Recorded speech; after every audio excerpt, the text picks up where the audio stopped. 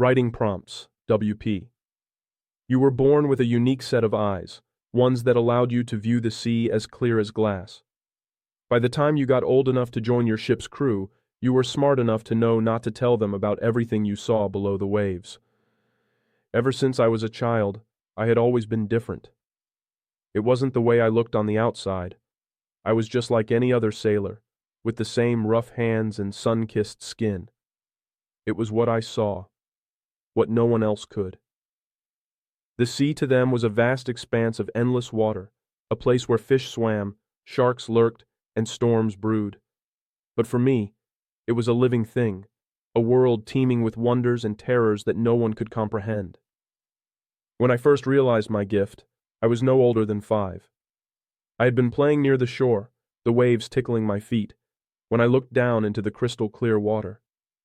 Instead of the usual blur of motion, I saw it, a city, vast and glowing, made entirely of coral and shell. There were creatures there, creatures that seemed to shimmer in the depths like shadows, moving in ways that defied all logic. I blinked, and the vision was gone, replaced by the mundane sight of fish darting in schools. But the memory stayed. By the time I was old enough to join the crew of the Celia's Fury, I had learned to keep my gift to myself. No one would understand, and I wasn't about to risk the laughter of my fellow sailors or the suspicion of the captain. After all, a sailor's life was hard enough without being labeled as different or worse, mad. The ship's crew was a rowdy bunch, each man and woman with their own secrets and dreams, but they all shared one thing in common. They were obsessed with the sea. Most of them had lived their lives on the water, and many believed that the ocean was full of treasure, waiting to be discovered. They didn't know the truth. They didn't know what lay beneath, and that was a good thing. As I stood at the edge of the ship's deck, my eyes scanning the waves, I could see it all.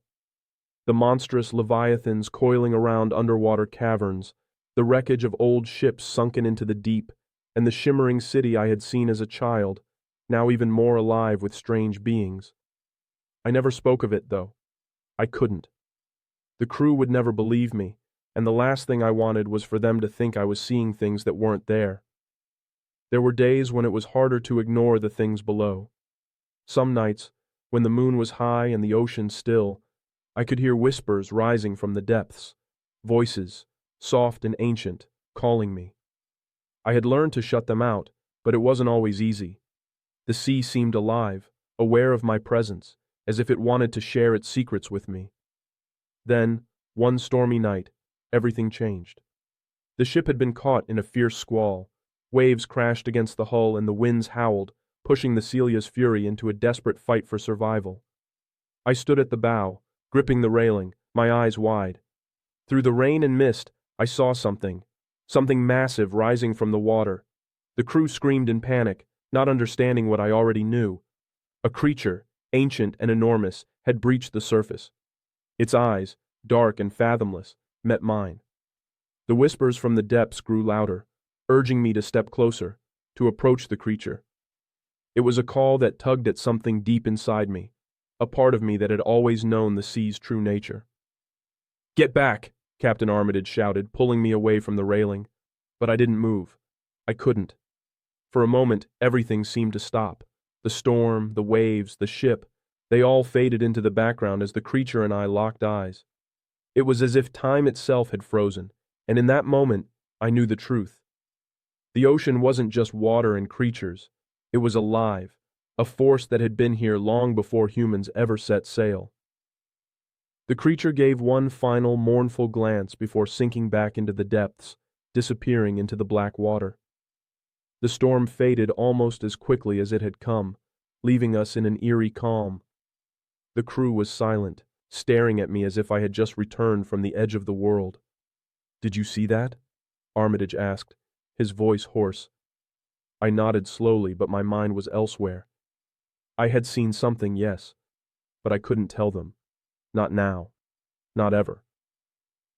"I saw it," I said quietly, "but I wouldn't go looking for it." The crew stared at me, uncertain. They didn't understand. And maybe deep down, I didn't either. But I knew one thing for certain. The sea had shared its secret with me. And as long as I had my eyes, the eyes that could see what others couldn't, I would never be the same again.